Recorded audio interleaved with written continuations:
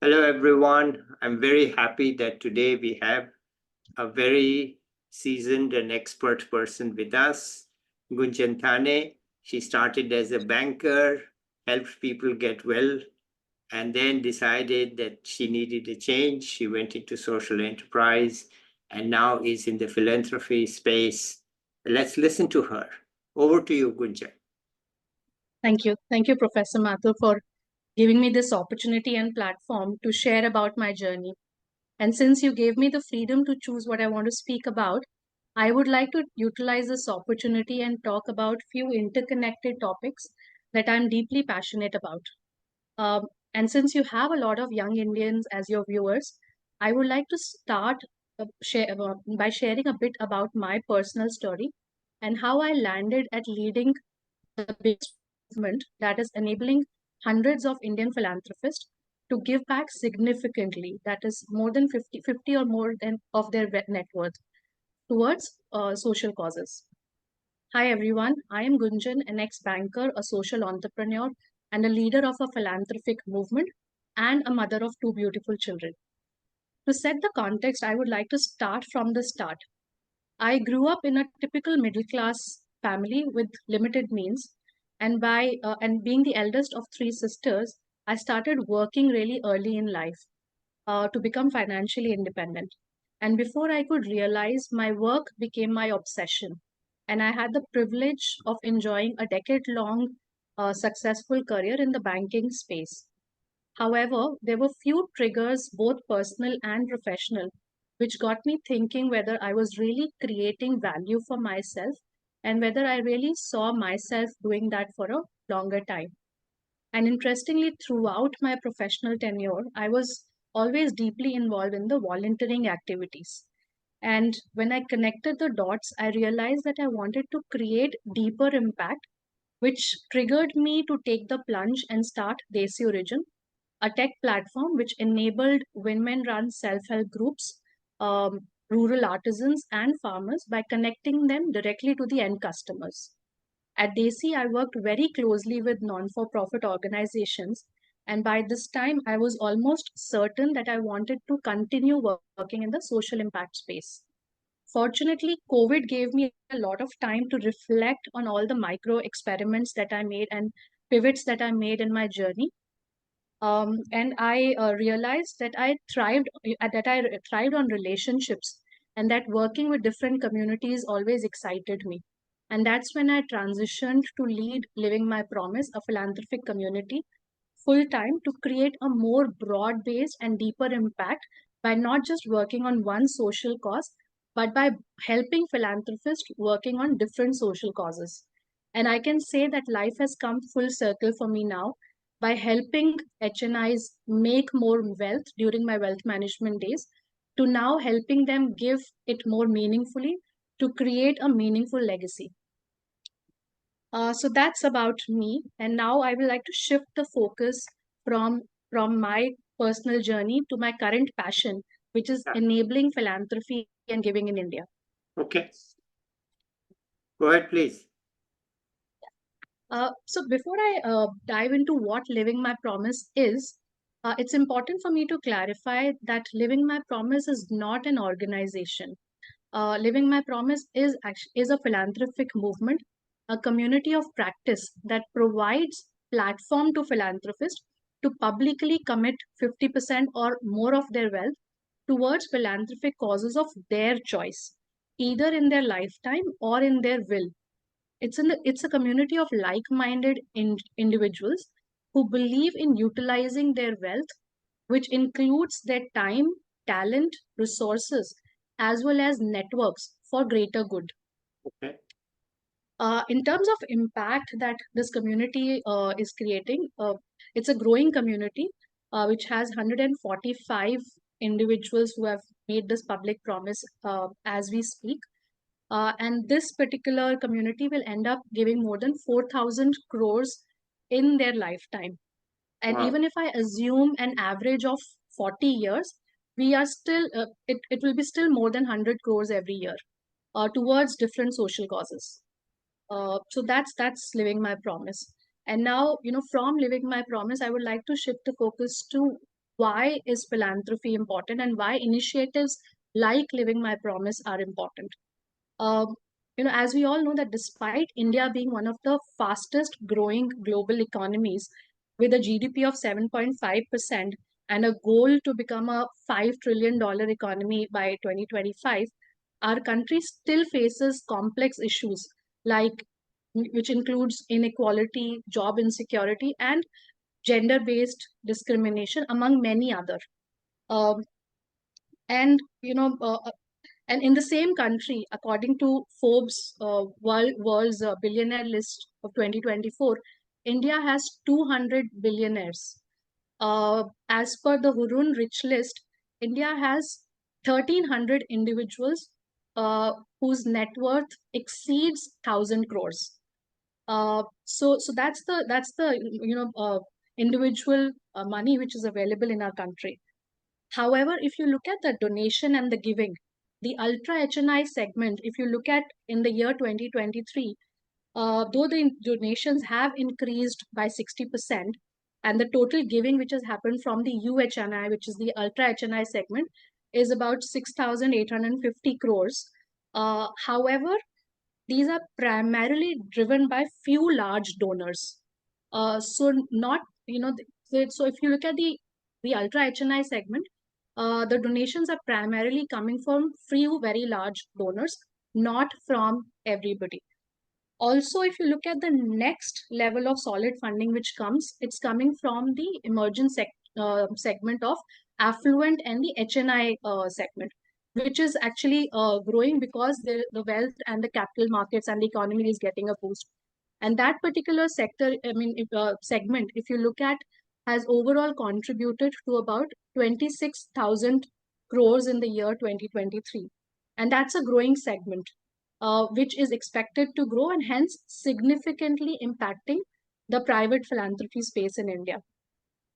So that's what the current philanthropy's landscapes looks like. And I would also like to point out the the current inequality levels, which is actually quite concerning, uh, as India figures in the top unequal countries in the world, where the top 1% of the Indian population holds 40% of the Indian, the national wealth. And the top 10% of the Indian population holds a staggering 65% of national wealth. Whereas whereas the bottom 10%, whereas the bottom 10% whereas the bottom 50% holds only 6 to 7% of national wealth. And that is really concerning. That is a cause for concern. And as per the Indian Philanthropy Report of 2024 by Bain and Dasra, over the last 5 years, the total social sector spending in India has seen an annual growth of 13%, and it has grown to 23 lakh crores in the year 2023. However, despite all this, we are still short of the annual social funding target to achieve the UN SDGs by 2020 by 2030. So, which clearly points to the fact that it's important for for Indian philanthropy to step up, and they are the ones who can actually provide resources and the patient funding to bring about the real change, particularly in supporting the marginalized communities and and environmental conservation. These are the two places where the private philanthropy can really make a difference. And I would say that if the top 1% of the Indians, if they generously gave away 50% of their wealth, we actually have the potential to wiping out the poverty in India in just one generation. Yeah.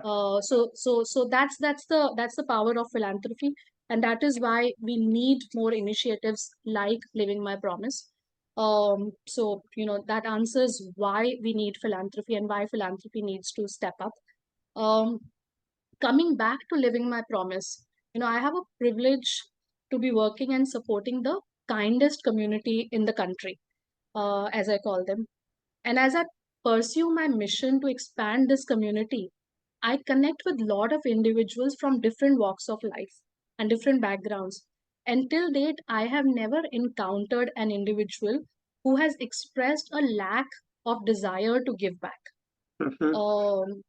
And but however, those who take the bold step to commit a substantial part of their wealth and income are often ones which possess a very deep sense of gratitude, and that's the common thing that I've seen in all our existing signatories, that they have a deep sense of gratitude towards the society, and they also recognize that their success is not solely due to their own efforts or merit, but also because of the luck of winning life's lottery.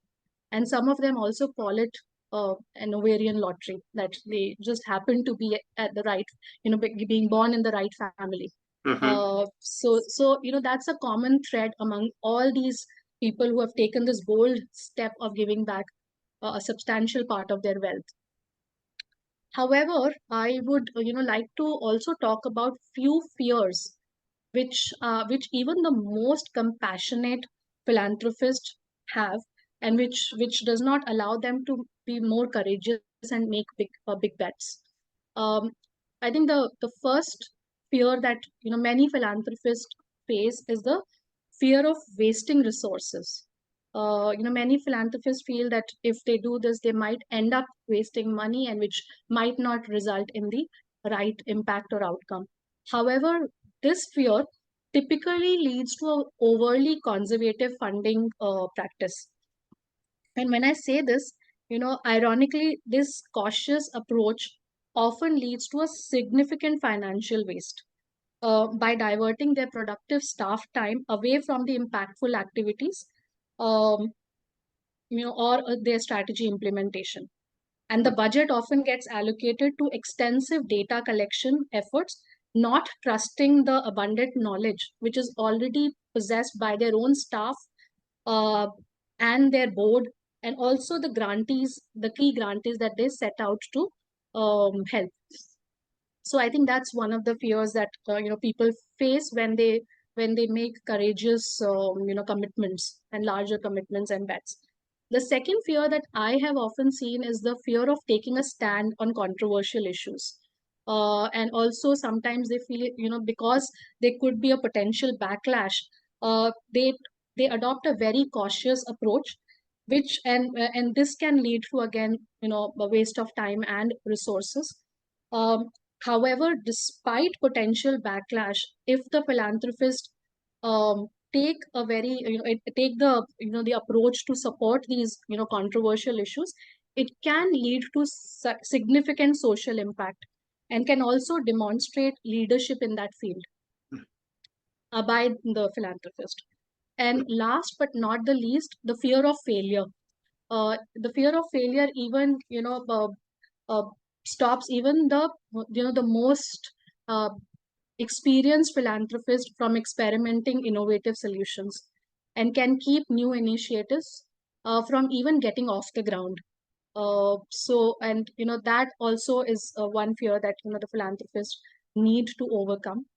And by promoting bold leadership in philanthropy, it is crucial to foster, it's important that we should foster an environment where failure is not seen as a setback, but as an essential part of innovation process. So these are just a few barriers that philanthropists face. And however, the more seasoned philanthropists adopt a very abundance mindset, and I've seen that from experience, which involves recognizing that investing in their capacity and as well as their grantees is not wasteful but essential for achieving impactful outcomes. And it requires trust in the expertise of others, very importantly, and essentially of those that we are seeking out to help. Um, and the courage to fund initiatives that might challenge the status quo and introduce new way of thinking. So these are few bold steps that philanthropists have taken. The more the more seasoned philanthropist. And recently, one of our promises in our community told me that he has replaced, when he's faced by such fears, he has replaced his what if to even if. So what if I fail to even if I fail, Hmm. and that has really helped him to become more courageous in the choices Yeah. that he make in his philanthropy. Yeah. So I think that's a very important lesson for me to change the what if to even if. Yeah. That's something I learned recently. Yeah. And now the next logical question after why philanthropy, why living my promise, and why overcoming all these mindset barriers for philanthropists. Why go public when I can give anonymously? That's a very common question that come my way, that I give, but I don't want to talk about it in public. And that's rightful. That's a very rightful question, because as our culture, as per our Indian culture, we have been told that giving should be done anonymously, Mm-hmm. and the left hand should not know what the right hand is giving. Okay. And that's what I hear from a lot of people. However, and also as far as talking about it is concerned, most of our signatories prefer anonymity, because as significant givers, naturally they want to avoid any visibility and unsolicited attention. Yet, from experience, each one of them realize that by talking about it inspires other people to take a similar action, and Mm-hmm. also helps several others to benchmark their philanthropy to a higher level, which they would have otherwise done. Uh, and half of our signatories also wouldn't have come on board if the other half wouldn't have gone public and spoken about it. So Mm-hmm. it's a very organic growth which happens when you see Mm-hmm. somebody in your close connection taking such a bold step, and you are in the similar life stage. You say that if this person can do, why? So it's also inspires others to take a similar action.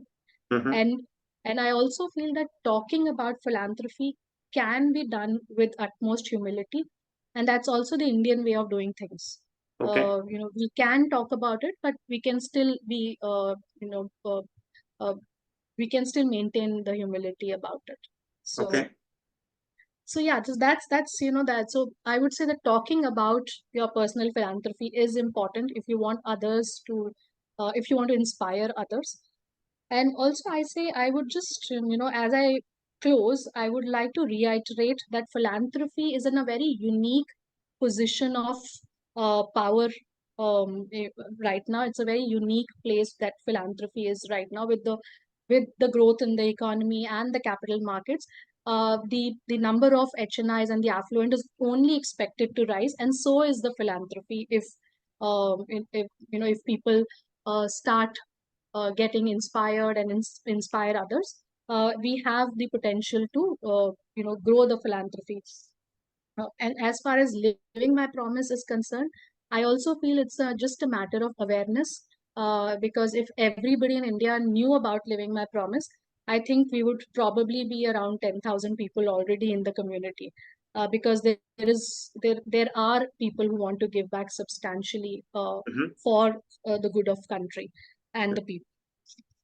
And I would say that it is, anyways, as Indians, it is deeply ingrained in our culture to give back, and we're just trying to build on it.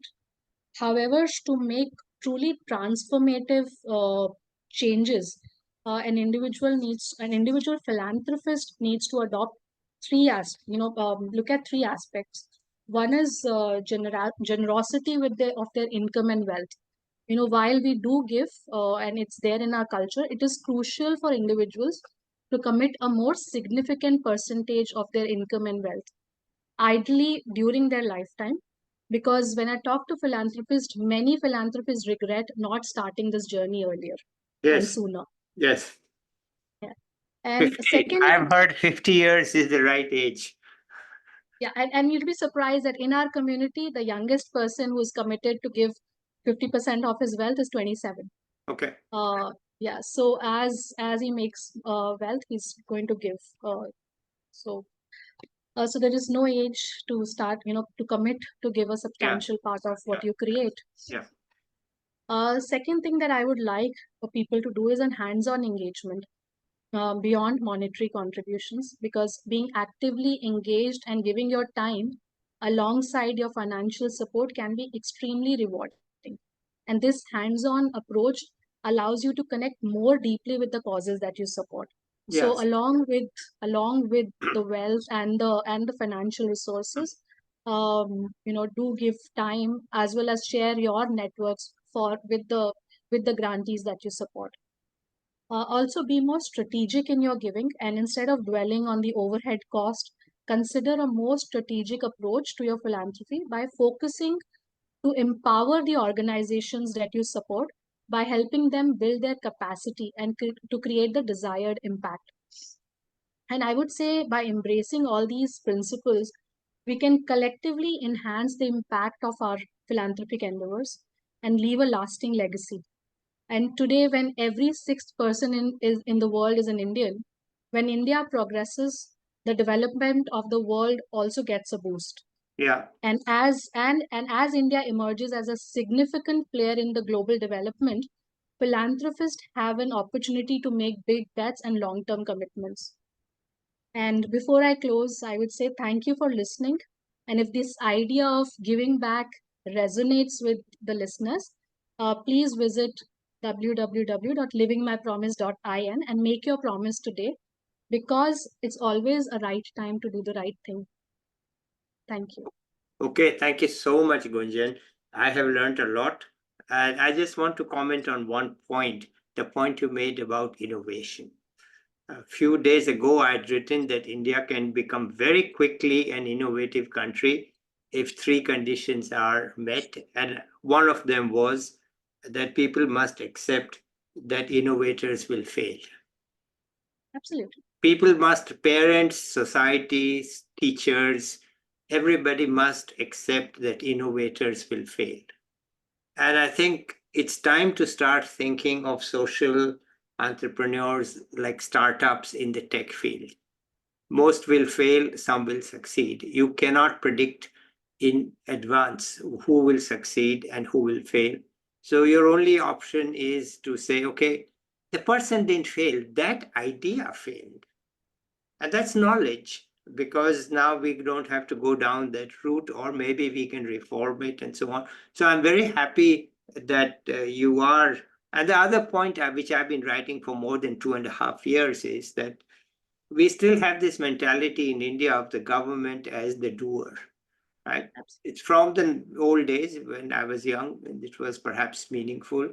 But today, we have so much more talent in the young people, so much more money available, that we don't have to rely just on the government. As you said, poverty can be wiped out with philanthropy, but philanthropy has to be channeled into some doers, right? But fortunately, we do have those doers. Fortunately, which was really not the case 30, 40 years ago. But now we do have them.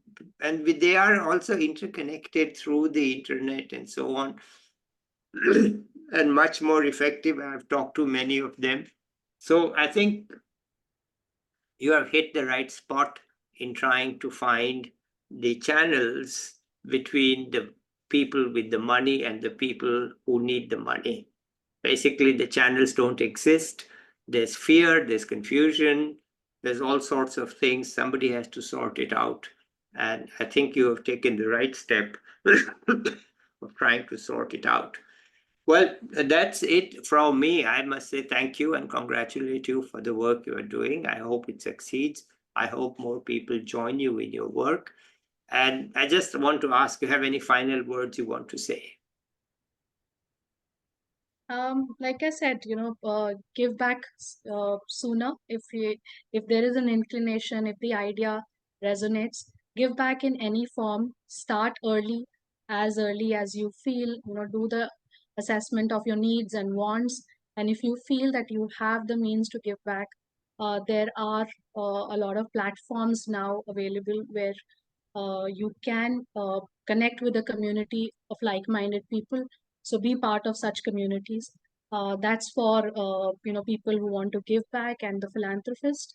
However, looking at also the age of your viewers, I would like to if you see my journey, I hadn't really planned to be in the philanthropy space.